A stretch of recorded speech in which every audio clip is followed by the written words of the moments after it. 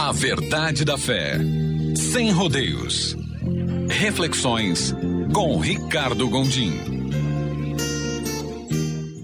Em Lucas 15, versículo 11. Nessas três histórias, nós temos três comportamentos idênticos das pessoas que tiveram as perdas: do pastor, da mulher e do pai. O pastor que perdeu uma ovelha saiu em busca.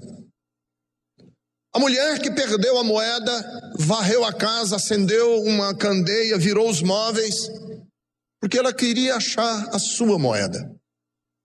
E o pai que perdeu o seu filho esperou pacientemente que esse filho voltasse para casa. Mas nos três histórias, o que Jesus queria, na verdade, dizer era a relação que se estabelecia de afeto de Deus com seus filhos. Na primeira história, que Jesus quis dizer é que quando o pastor achou a sua ovelha, houve festa. Chamou os amigos e os anjos e disse: vamos nos alegrar, porque há muita alegria no céu quando alguém se perde. E a analogia é essa: se um pastor tem alegria quando acha uma ovelha, que é um animal irracional, imagine Deus não tem alegria quando um dos seus filhos retorna para o aprisco, volta para o seio, volta para o aconchego da família. A segunda história é a história de uma moeda que é perdida, e a mulher sai à cata dessa moeda. Mas a moral da história é a mesma, porque uma vez que ela acha a moeda, é a ironia da própria parábola, ela acha a moedinha que ela perdeu, chama as amigas e dá uma festa. Gastou mais dinheiro com a festa do que o valor da moeda que ela achou, porque aquela moeda tinha se tornado importante para ela. Nós não sabemos por quê, mas era importante. Um filho se perde e o pai sai em busca desse filho. Não, o pai não sai em busca, o pai espera que esse filho volte, mas a moral da história é a mesma. Porque quando o filho volta para casa, a alegria é imensa. Mata o boi gordo, faz um churrasco, pendura bandeiras na casa, manda contratar uma banda de forró e diz: vamos fazer uma festa, porque esse meu filho estava morto e agora vive, estava perdido e foi achado. A alegria era a mesma. Essa parábola, como todas as outras parábolas, as três outras palavras, as duas outras parábolas, a da ovelha perdida, da moeda perdida, da mulher, são comportamentos que Jesus tenta nos passar a respeito de Deus. Por quê? Porque ele foi provocado por um fariseu que ele estava perto de pecadores e ele estava querendo dizer assim: olha, é assim que Deus se relaciona conosco. É igual um pastor, é igual uma mulher que varre a casa em busca da moeda. Então pense, a minha linha de raciocínio é a seguinte: nós não sabemos nada a respeito de Deus. Nem você, nem eu, nem teólogo, nem filósofo, nem esotérico, nem feiticeiro, nem o Papa, nem Paulo, nem Moisés, ninguém sabe nada a respeito de Deus. Nós não sabemos nada a respeito de Deus, nada. Por quê? Olha a minha linha de raciocínio. Porque Deus é eterno e nós somos mortais. É impossível para uma mente mortal entender o eterno. Não sabemos nada a respeito de Deus porque nós somos finitos e Deus é infinito. Sem nada a respeito de Deus. Nós não sabemos nada a respeito de Deus porque Ele é santo, absolutamente santo. E nós somos pecadores, falhos, corrompidos de maldade muitas vezes. Nós não sabemos nada a respeito de Deus. Tanto que nós não sabemos nada a respeito de Deus que em algumas circunstâncias que os homens quiseram saber alguma coisa sobre Deus, Deus disse: impossível.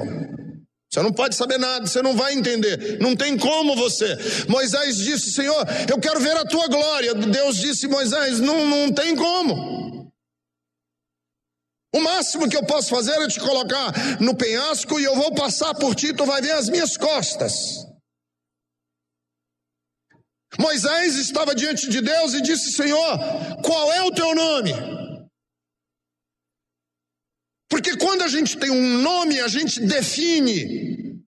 Deus disse: Moisés, eu sou o que sou. Impossível você me entender.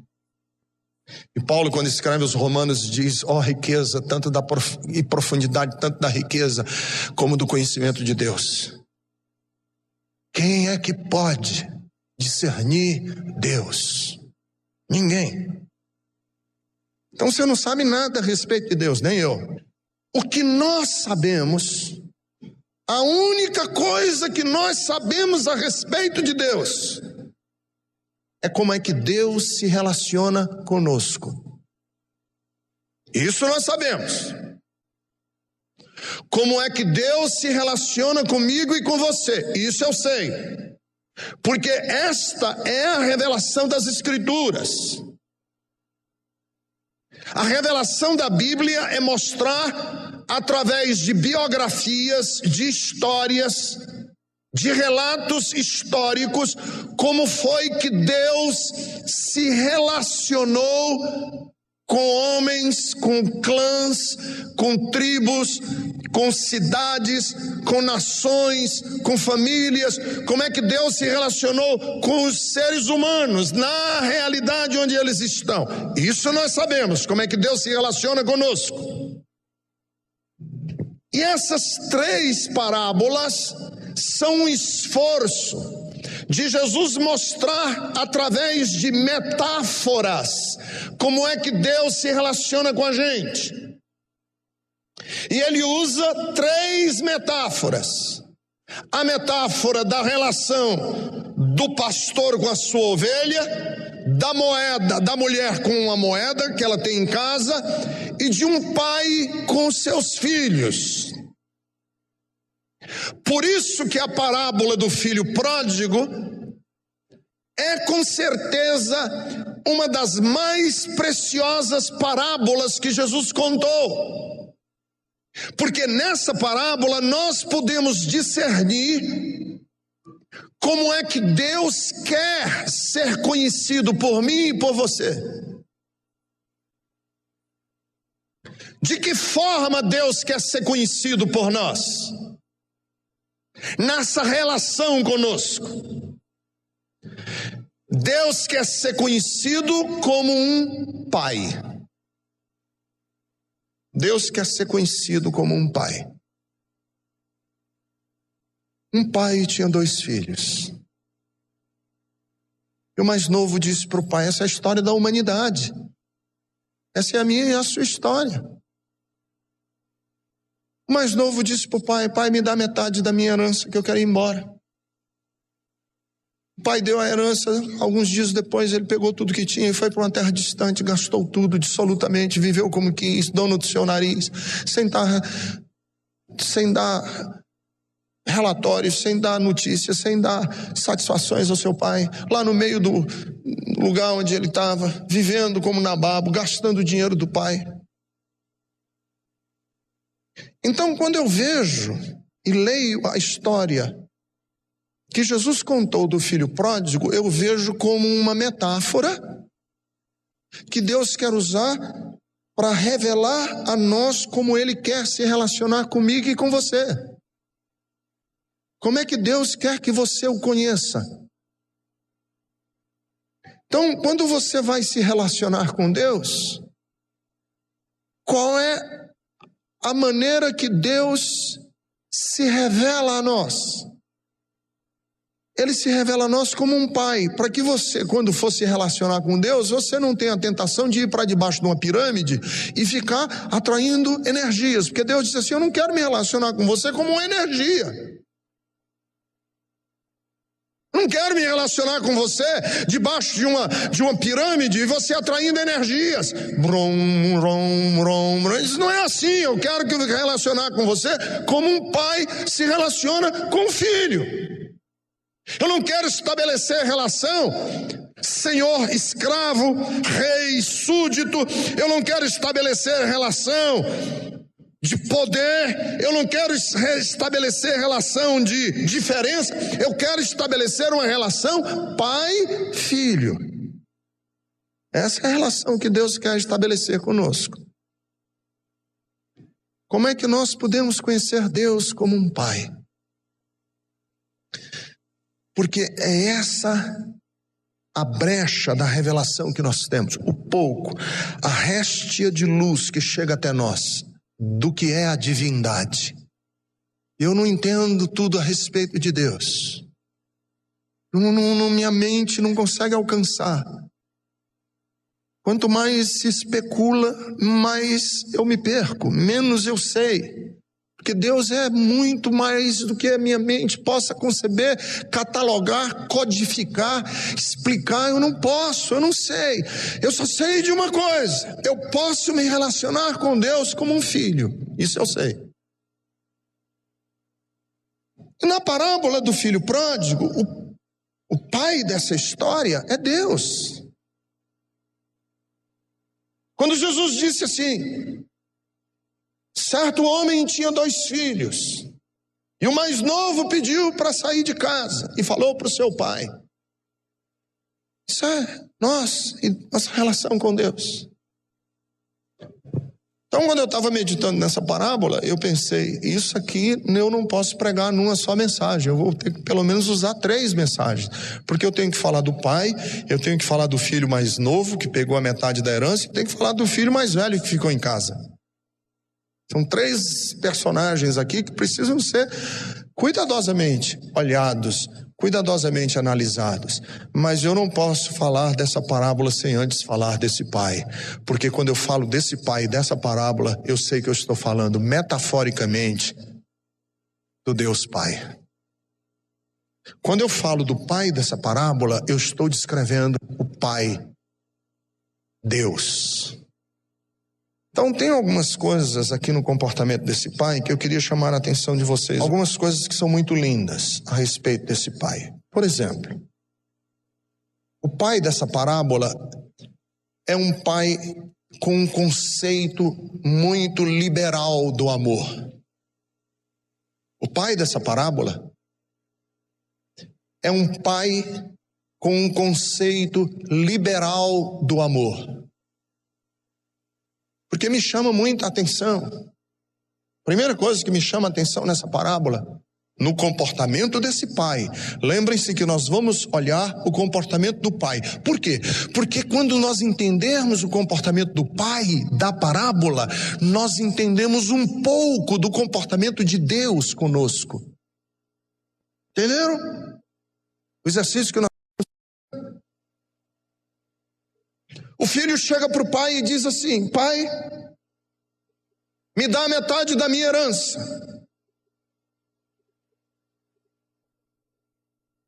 E o texto diz que o pai repartiu suas propriedades entre os 2 filhos. Não muito tempo depois, o filho mais novo reuniu tudo o que tinha e foi para uma região distante. Foi embora. E entre o pedido do filho de dizer para o pai: pai, eu quero ir embora para casa, e o dia que ele foi embora, não tem uma só palavra do pai para o filho. O pai não diz nada para ele. O pai não diz assim: filho, peraí, filho, não faz assim, fica aqui. Não fala isso.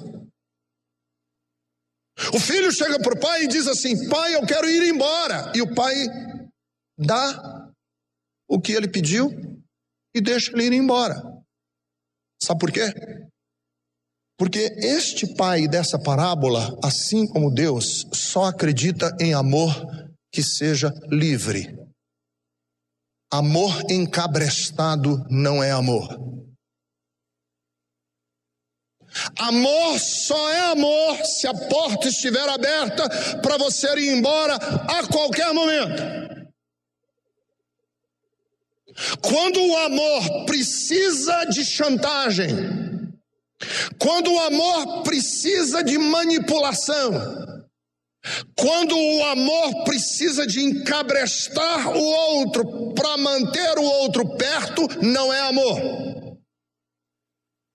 Não importa se é amor de pai e filho, não importa se é amor homem-Deus, Deus-homem, o amor precisa que a porta esteja aberta. O passarinho dentro de uma gaiola tem que ter a porta aberta, para que ele fique na gaiola porque quer e não porque ela está trancada. É assim que Deus nos ama. E é assim que nós temos que aprender a respeito do amor, qualquer que seja ela. Escutem, mulheres. Se você, mulher, pensa que você tem que amarrar o seu marido, vigiar, patrulhar, segurar, para que você não perca, eu lamento lhe dizer, este amor já está perdido. Amor que é amor tem que ter a porta aberta. Você vai embora porque quer. Sabe por quê? Porque na verdade, o que esse filho disse para o pai foi o seguinte: pai, eu quero que você morra para eu colocar a minha mão na herança, mas como você é um velho vivedor que não morre logo, então vamos fazer o seguinte, para eu não ficar dentro de casa, amuado, com cara de quem comeu e não gostou, reclamando pelos corredores, vamos fazer o seguinte, vamos nos poupar desse mal-estar, me dá a minha parte, deixa eu botar a minha mão na herança que eu vou embora, na verdade eu não tenho nenhum interesse em ti, eu não tenho nenhum interesse, na verdade eu estou esperando o dia que você morra, mas para eu não ficar guardando esse sentimento terrível dentro de mim, deixa eu ir embora. Foi isso que o filho disse para o pai. E o pai sabia disso. Irmãos, Deus não quer ser amado por aquilo que Ele nos dá. Deus quer ser amado apenas por quem Ele é. Se você ama a Deus porque Ele foi prometido alguma coisa, Deus não está interessado nesse amor. Porque na verdade foi essa acusação que o diabo fez contra Deus no livro de Jó, lembra? O livro de Jó não tem nada a ver diretamente com o Jó, tem a ver entre Deus e Satanás. Porque um dia Satanás comparece na presença de Deus e diz assim para Deus, Deus diz para Satanás: viste o meu servo Jó, que na terra não tem homem semelhante a ele? Jó é um homem reto, é um homem íntegro, é um homem temente a Deus. Aí sabe o que foi que o diabo disse na cara de Deus? Satanás disse assim: Deus, você compra o amor de Jó, você suborna Jó. Jó só está lá porque você faz promessas para ele, você guarda ele, você segura a casa dele, você colocou até uma cerca ao redor dos filhos dele. Assim, quem é que não te ama? O seu amor não é livre, o seu amor não é um amor que liberta os filhos, o seu amor é um amor que suborna, que segura. Aí Deus disse: pois então vá lá na casa de Jó e pode tirar tudo o que ele tem, e você vai ver que Jó não blasfema de mim na minha cara. E Jó foi dormir à noite rico e amanheceu pobre. Perdeu os 10 filhos, 7 homens e 3 mulheres. Perdeu tudo que tinha. Os camelos, as juntas de boi, as juntas os celeiros. Perdeu tudo. Amanheceu pobre. E qual foi a expressão de Jó? Nu eu vim a esse mundo e nu eu vou sair dele. Deus deu, Deus tomou, louvado seja o nome do Senhor. E ficou provado que Jó não amava a Deus por aquilo que ele dava, mas sim por quem Deus era. Satanás disse: nada disso, o que o homem mais preza na vida é a sua saúde, deixa eu ferir Jó, e você vai ver que Jó blasfema de ti na tua cara. E Jó caiu doente, e era uma chaga só da cabeça aos pés. Da ponta do dedão dos pés, a ponta da cabeça, ele era uma doença só. E o diabo ficou esperando para ver se Jó blasfemava de Deus.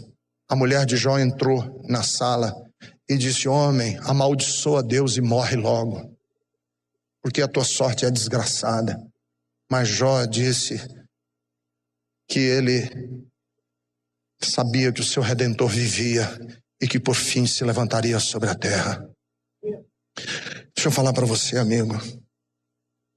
A minha pergunta para você é o seguinte: se não tivesse céu, se não houvesse inferno, se não houvesse promessa de nada, não houvesse promessa de nada, pastor, eu vou para o céu. Não, o céu não existe.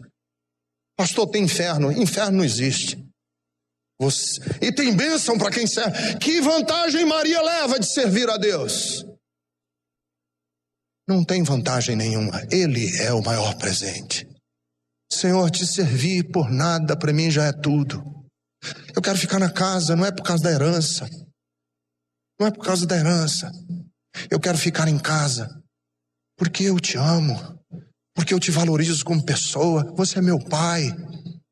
Eu posso ir embora a qualquer hora, mas eu não quero ir embora. Eu posso ir embora a qualquer hora, marido. Eu posso ir embora a qualquer hora, minha mulher, mas eu não vou porque eu amo você. Filho, você está em casa por quê? Esperando o dia que o seu pai morra? Ou porque você o valoriza e o ama como pessoa? O amor precisa dessa fragilidade de deixar o outro ir embora. A segunda coisa que eu acho muito interessante nesse texto é que o pai dessa parábola foi um pai extremamente digno, porque ele não tentou forçar o relacionamento em cima do filho. Porque o filho pegou o dinheiro, foi embora para uma terra distante, e lá nessa terra distante ele gastou tudo. Existe um ditado popular que diz que dinheiro não leva desaforo. Dinheiro não leva desaforo. Era ele que pagava a rodada da cerveja no fim da noite. Estava todo mundo no bar, era ele que pagava. Fechava o prostíbulo, festa nossa particular, e quando chegava no fim da madrugada era ele que pagava a conta, mas não entrava dinheiro. Era só gastando. Não importa se você é os Estados Unidos da América, não importa se você é o Brasil, não importa se você é a Bethesda, não importa se você é pai de família ou mãe de família. Se gasta mais do que entra, vai quebrar.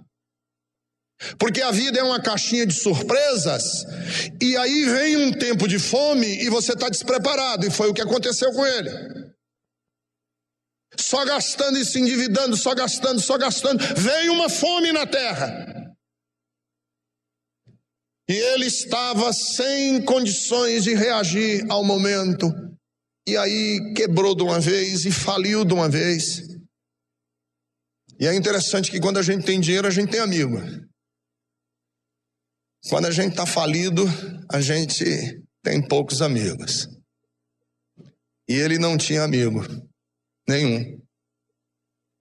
A pessoa mais amiga que ele encontrou, lembrem-se que ele é um judeu.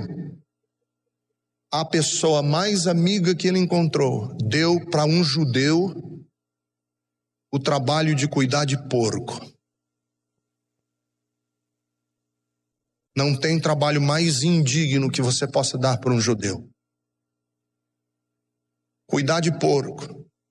E ele foi cuidar dos porcos, porque era o único trabalho que tinha, e estava morrendo de fome, e esperava que os porcos sobejassem o resto da comida dos porcos. Ele comia resto de comida de porco.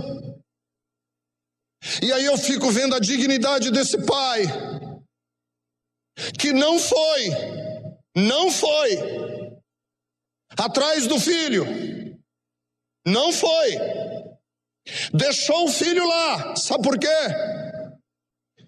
Porque amor só é amor quando ele não acontece numa relação de necessidade. Ele não foi lá capitalizar em cima da desgraça do filho. Chegar lá como o herói salvador e dizer: quebrou, hein? Agora venha cá que eu vou lhe salvar e você vai ficar eternamente endividado a mim. Não, ele não fez isso. Porque uma pessoa quebrada, acabada, falida, abandonada, empobrecida, é uma pessoa fragilizada. É uma pessoa fragilizada. Você pode fazer com essa pessoa o que você quiser. Chega uma pessoa aqui para mim, quebrada, ferida na vida, diz: pastor, me ajude. Irmãos, estabelece-se imediatamente uma relação de poder entre eu e essa pessoa. Eu posso fazer com essa pessoa o que eu quiser. Está fragilizado. Eu posso manipular essa pessoa. Eu já vi muita gente manipular as pessoas falidas, as pessoas quebradas. A pessoa está no fundo do poço. Aí o outro diz assim: então sim, se você quiser o meu amor, vamos fazer o seguinte: suba as escadarias da igreja, que tem 450 degraus de joelhos. A pessoa tá no fim, ele não tem mais o que fazer, ele faz. Vai e venda aquela geladeira que você tem na sua casa e traga o dinheiro aqui para cá. A pessoa vai e vende. Vá fazer o que eu mandar, a pessoa faz. Você tem que vir aqui 212 semanas seguidas. A pessoa vem 212 semanas seguidas. O que eu mandar a essa pessoa fazer, ela faz. E aí se estabelece um relacionamento, mas é um relacionamento que um exerce poder sobre o outro. Não é real, não é verdadeiro.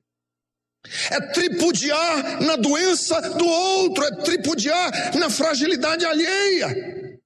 O que é que esse pai precisava? Que o filho caísse em si. E o texto diz que ele caiu em si. E o cair em si é um processo que acontece só com você. O outro não pode manipular. Porque se manipular não é legítimo. É uma decisão sua. Você é que tem que cair em si, amigo. Eu podia chegar para você agora que está preso a alguma coisa, que está fragilizado por causa de uma perda, ou porque está com a sua dignidade no chão, e eu dizer assim: olha, vamos fazer assim, faça desse jeito, você faz. Mas você não cai em si nunca.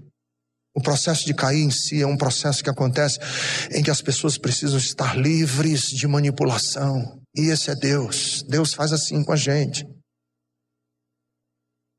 Porque na verdade, você que tem que cair em si. Aí o filho estava lá na pocilga, esperando os porcos sobejarem.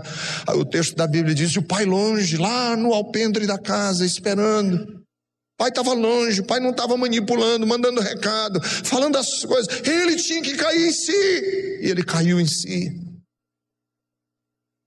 A Bíblia diz: caindo ele em si. Olha que texto lindo. E aí nós aprendemos a terceira coisa a respeito do pai. É que o pai deu para o filho não a metade da sua herança. O pai deu para o filho o maior patrimônio que ele tinha, que era o seu testemunho. Qual foi a maior riqueza que esse pai deu para o filho?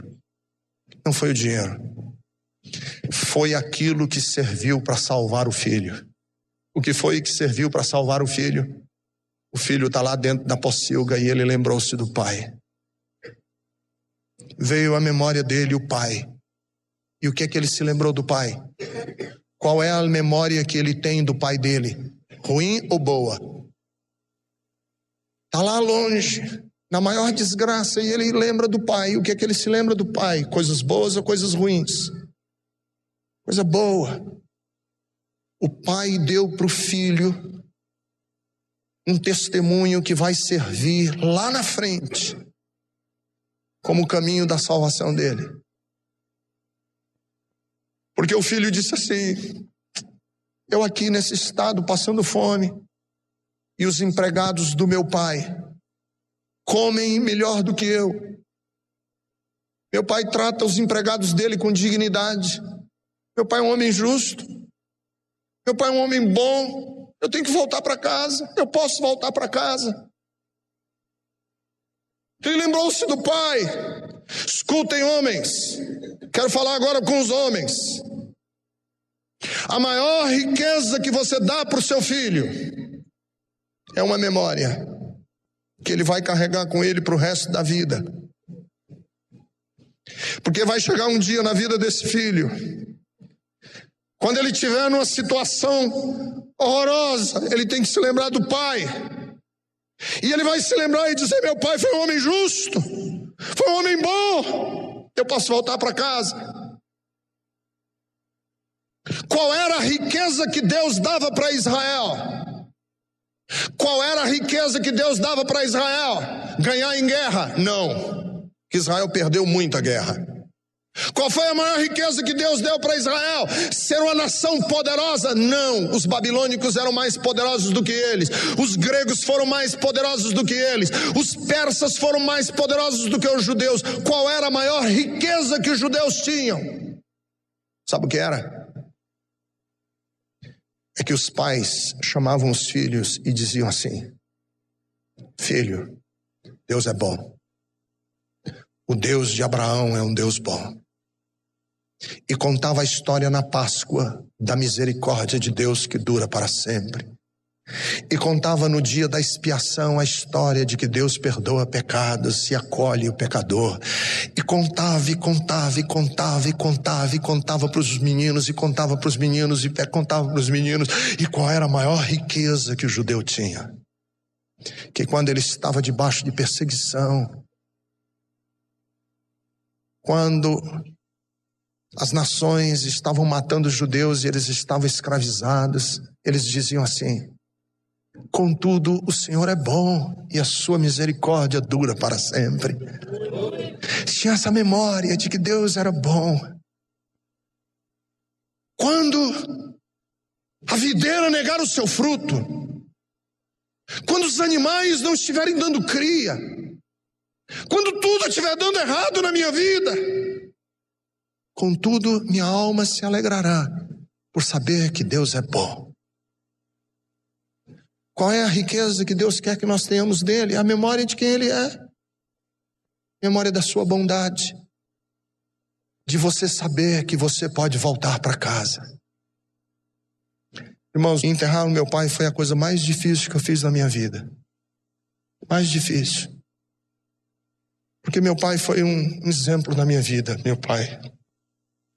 Quando falo nele, quando eu falo no meu pai, eu me lembro das coisas bonitas que meu pai viveu a vida inteira.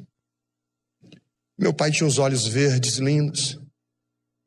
E ele sofreu durante 10 anos uma doença que foi acabando com ele, acabando com ele, acabando com ele.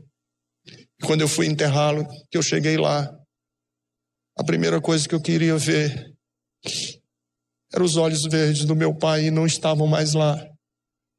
Os olhos do meu pai não eram mais os mesmos olhos. E eu fiquei tão triste na minha alma. Mas essa não foi a maior tristeza. A maior tristeza que eu tive na minha alma foi que quando eu terminei de enterrar meu pai e saí do cemitério, eu me lembrei: agora eu sou órfão de verdade. Agora eu sou órfão de pai e de mãe. E eu já era um homem de mais de 50 anos de idade. E veio aquela sensação no meu coração assim: eu não tenho mais uma casa para voltar. Porque ao longo da minha vida inteira, quando eu passava por lutas e dificuldades, sempre vinha aquela sensação: mas eu ainda posso voltar para a casa do meu pai. Tudo der errado, eu posso voltar para a casa do meu pai. Se tudo der errado, eu sei que lá tem um quarto que eu posso dormir lá e ele vai me acolher. E quando eu enterrei meu pai, me veio essa sensação: agora eu não tenho mais para onde voltar. Deixa eu lhe dizer, a coisa mais linda que Deus quer ensinar a nós é que qualquer circunstância que você estiver passando na vida, lembre-se sempre que você pode voltar para casa. Tem uma casa que você pode voltar. Porque esse filho estava lá no meio da pior desgraça. Ele disse: eu posso voltar. E se eu voltar, eu sei que serei acolhido. Eu sei que meu quarto, nem que seja no quarto dos serviçais, nem que seja para ser um dos zeladores da fazenda, eu sei que vou ser acolhido, que meu pai é um homem bom. Essa é a mensagem que Deus quer nos ensinar. Essa é a mensagem do Evangelho, meu amigo. Você pode voltar para casa. Não importa onde você andou, não importa a desgraça que você já viveu, você pode voltar para casa. Por que você pode voltar para casa? Porque o pai foi um homem maravilhosamente piedoso, misericordioso. Que coisa linda. Porque o filho, quando estava lá na pocilga, naquele chafurdando na lama, limpando os restos dos porcos, ele lembrou e disse: eu vou voltar para casa e vou dizer assim para o papai. E ele ensaiou um parágrafozinho, ensaiou dizer para o pai um parágrafo. E o parágrafo dizia assim: pai, pequei contra o céu e pequei contra ti, e já não sou digno de ser chamado teu filho. Faze de mim um dos teus empregados. Era o parágrafozinho que ele decorou. Pai, pequei contra os céus e pequei contra ti. Faze de mim um dos teus empregados. E ele arrumou-se, saiu andando, mancando talvez, que ele estava com fome, estava descalço. A gente sabe que ele estava descalço, sabe que ele estava vestido como mulambos, que as roupas dele eram só mulambos, porque na hora que o pai viu, disse: põe uma roupa nova em cima dele. Estava descalço, só de mulambos, caminhando, e o pai, quando viu, o que é que a Bíblia diz? Que o pai saiu do alpendre da casa, porque ele estava esperando. A ideia que se dá é que ele estava esperando. Toda tarde ele ia para lá e ficava olhando por aquela estrada por onde o filho foi e dizendo: será que é hoje que ele volta? Será que é hoje que ele volta? Será que é hoje que ele volta? E num dia, pelo gingado dos braços, o pai ao longe disse: é meu filho. E o texto diz que ele saiu correndo na direção do filho. Vejam, em nenhum lugar da Bíblia fala que Deus corre. Nenhum lugar. Na Bíblia, para Deus, tudo tem a hora certa. Há um tempo determinado para todas as coisas. A única vez na Bíblia que diz que Deus correu é nessa parábola. O pai sai correndo na direção do filho. E antes do filho dizer qualquer coisa, o abraçou e o beijou. Ele não disse nada ainda. E ele já é abraçado e beijado por Deus. Vamos tirar da nossa cabeça essa religiosidade evangélica das igrejas evangélicas que ficam ensinando a gente: se você não fizer por onde, Deus não vai. Você tem que fazer a sua parte, você tem que não sei o quê, Antes do filho dizer qualquer coisa, o pai já está abraçado, agarrado no pescoço dele, e o filho vai dizer uma frase. O parágrafo que ele ensaiou lá. Eu imagino os dois abraçados, a cabeça do filho aqui no ombro do pai, no ouvido do pai, e o filho diz: pai, eu pequei contra ti, pequei contra os céus, já não sou digno de ser chamado teu filho. E antes dele dizer a última frase, qual era a última frase? Faze de mim um dos teus empregados. O pai interrompeu. O pai deu uma de... Para, nem mandou parar, nem falou. O filho ia falando, ele disse: tragam imediatamente a roupa, tragam imediatamente o anel, que esse meu filho estava perdido. Tragam imediatamente as sandálias, esse meu filho estava morto, foi achado, esse meu filho vive, vamos festejar. E o filho nem pôde dizer que queria ser pelo menos empregado da casa. Esse é o Deus da Bíblia, que nos ama com um amor e uma misericórdia que nós nunca vamos entender. Amigo, deixa eu lhe dizer, ao menor sinal de um filho voltando para casa, Deus mobiliza os céus, os anjos, a terra, tudo por aquele filho, porque não há nada neste mundo que Deus ame mais do que você.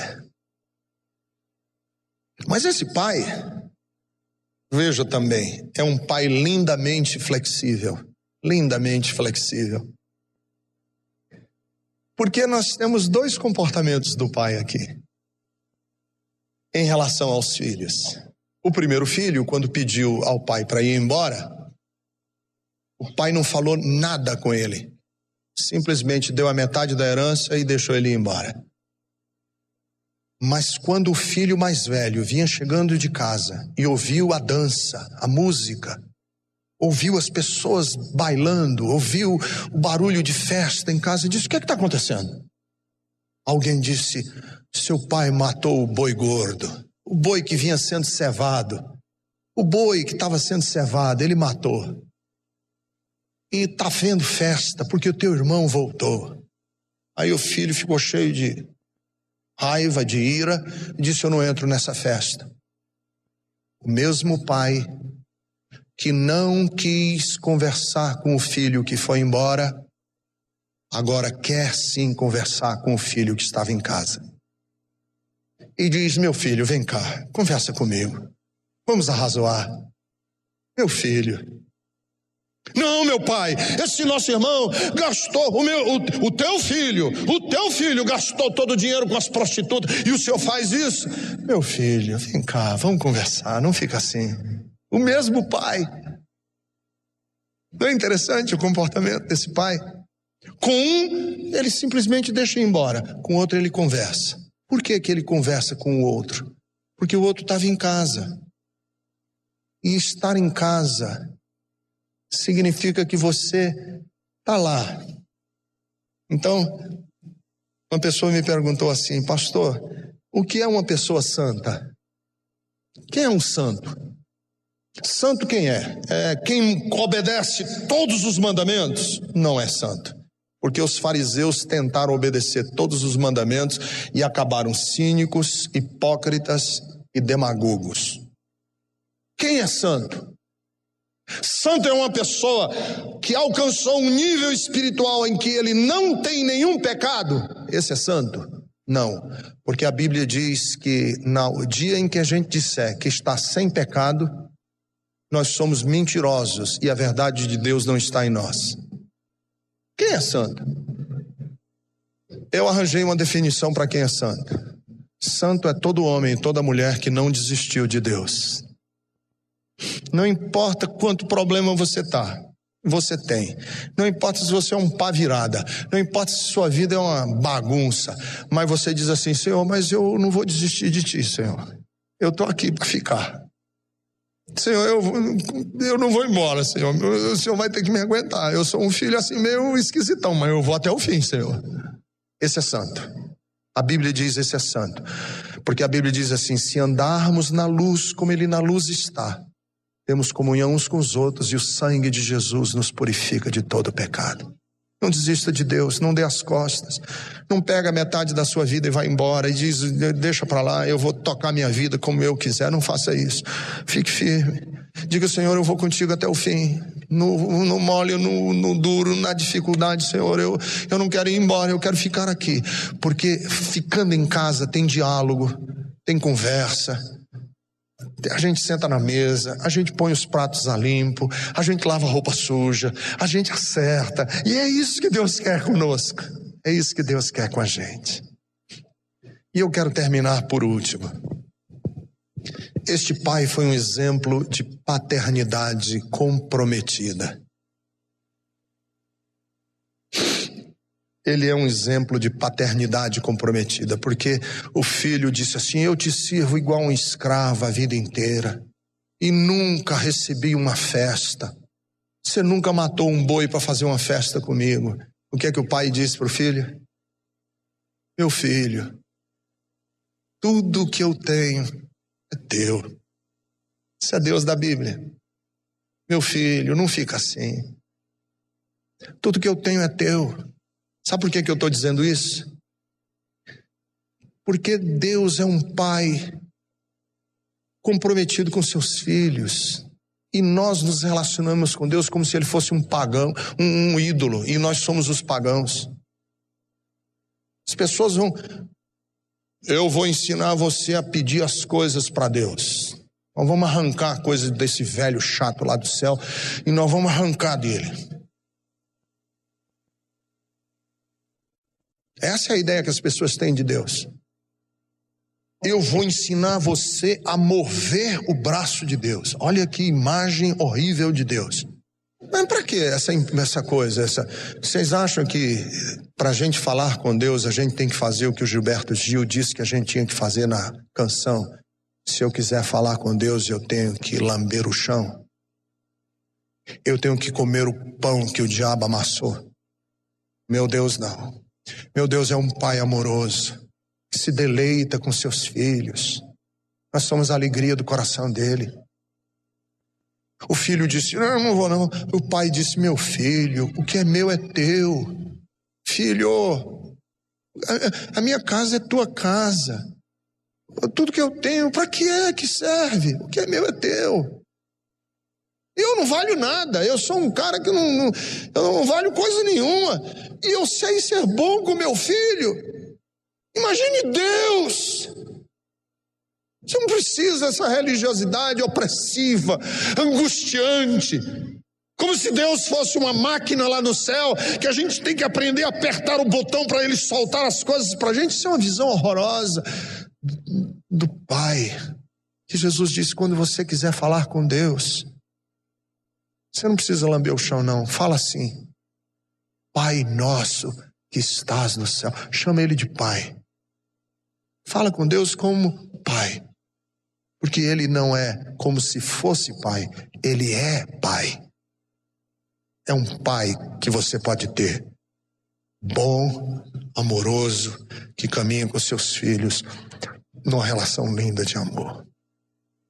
E a lógica é essa, um Deus que não poupou o filho dele, a coisa mais rica que Deus tinha para nos dar, o filho dele, o maior tesouro que Deus tinha, o filho amado, unigênito, Deus deu por nós. E Paulo diz assim, se ele nos deu o filho, não nos daria, juntamente com o filho, tudo mais? Veja-se, não como um esmoléu mendigo batendo na porta de Deus, veja-se como um filho na casa do Pai, porque você é assim, e ele vê você assim. E para alguns de vocês, ele está esperando você voltar para casa, cair em si e dizer, meu Pai,